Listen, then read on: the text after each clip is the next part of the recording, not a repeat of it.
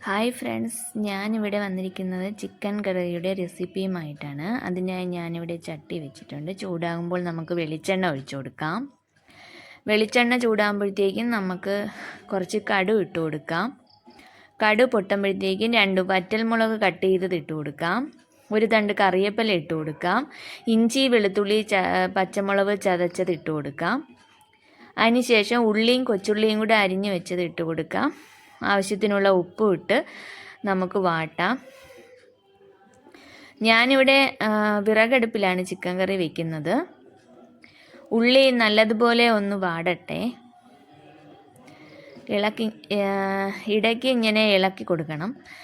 ഇതിനായി മസാല ഞാനിവിടെ എടുത്തു വച്ചിട്ടുണ്ട്.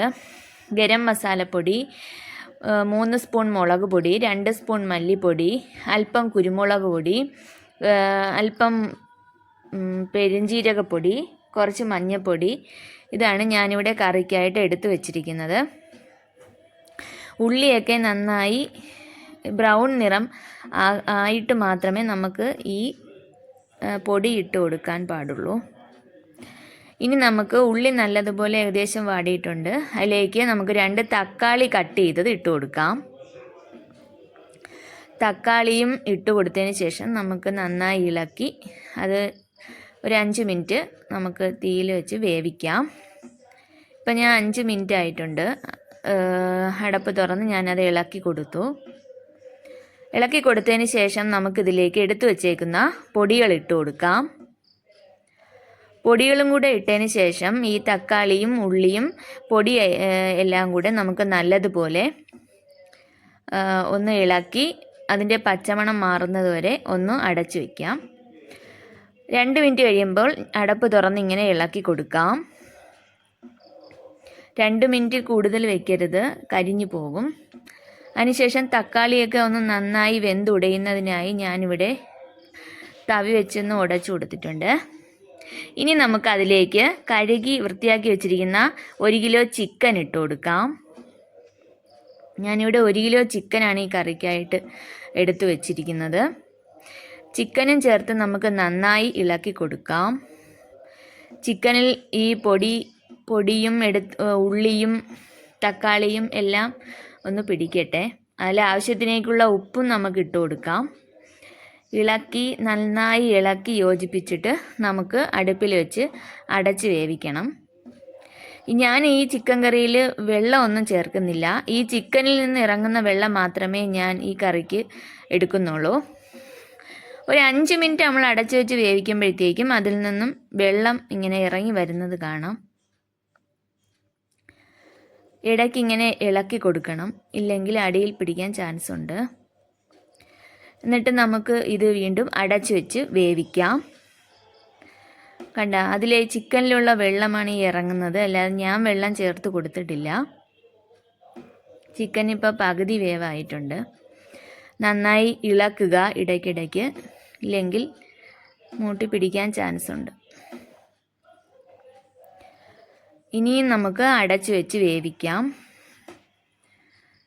ചിക്കൻ ഇപ്പോൾ ഏകദേശം വെന്തിട്ടുണ്ട്. നമുക്ക് ഇളക്കി കൊടുക്കാം. നല്ലതുപോലെ നന്നായി ഇളക്കി കൊടുക്കാം. നന്നായിട്ട് ഇളക്കണം. ഇതുണ്ടായി ചിക്കനിലുള്ള വെള്ളമാണ് ഇറങ്ങി വന്നിരിക്കുന്നത്. നമുക്കിത് വീണ്ടും അടച്ചു വയ്ക്കാം. നന്നായി ഗ്രേവിയൊക്കെ ഉണ്ട്, ആവശ്യത്തിനുള്ള ഗ്രേവിയൊക്കെ ഉണ്ട്. ഇതിന് ശേഷം ഞാൻ വിറകൊക്കെ മാറ്റി കനലിലാണ് ഇട്ടിരിക്കുന്നത് ചിക്കൻ കറി. ഇനി നമുക്ക് കനലിൽ ഇടാം. ഈ സമയമൊക്കെ ആകുമ്പോഴത്തേക്കും നമുക്ക് കനലിലിട്ട് ഒരു 10 മിനിറ്റ് കനലിൽ കിടന്ന് വേവട്ടെ. അപ്പോൾ ചിക്കൻ്റെ കളറൊക്കെ നല്ല കാണാൻ നല്ല ഭംഗിയൊക്കെ ആയിരിക്കും. ഈ കനലിൽ കിടന്നാൽ മാത്രമേ ചിക്കൻ കറി നല്ല ടേസ്റ്റൊക്കെ ഉണ്ടാവുള്ളൂ. ഞാൻ അങ്ങനെയാണ് വെക്കാറ്. ഇനി നമുക്ക് ഈ ചിക്കൻ കറി അടുപ്പിൽ നിന്നും മാറ്റി വയ്ക്കാം. ഒന്നുകൂടെ കറിവേപ്പില നമുക്ക് ഇട്ട് കൊടുക്കാം. അതിലേക്ക് ഒരു തണ്ട് കറിവേപ്പില ഇട്ട് കൊടുക്കാം. കറിവേപ്പില ഇട്ടതിന് ശേഷം ഒന്ന് അടച്ചു വെച്ച് 2 മിനിറ്റ് കഴിയുമ്പോഴത്തേക്കും നമുക്ക് അടുപ്പിൽ നിന്നും മാറ്റാം. ഒന്ന് ഇളക്കി കൊടുക്കാം. ജസ്റ്റ് ഒന്ന് ഇളക്കി കൊടുക്കാം. ഇളക്കി കൊടുത്തതിന് ശേഷം കണ്ടാ ചിക്കൻ കറിയൊക്കെ നല്ല കളറായിട്ടുണ്ട്. ഇനി നമുക്ക് അടുപ്പിൽ നിന്നും മാറ്റി വയ്ക്കാം.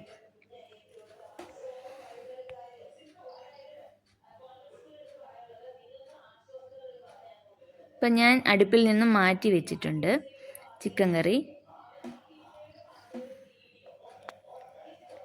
ഇതാണ് ഞാൻ അടുപ്പിൽ നിന്നും മാറ്റി വയ്ക്കുമ്പോൾ നമുക്കിങ്ങനെ കാണാൻ പറ്റും. ഇതാണ് നല്ല ടേസ്റ്റിലുള്ള ചിക്കൻ കറി. എല്ലാവർക്കും ഈ വീഡിയോ ഇഷ്ടപ്പെട്ടെന്ന് വിശ്വസിക്കുന്നു. Thank you for watching. Please subscribe.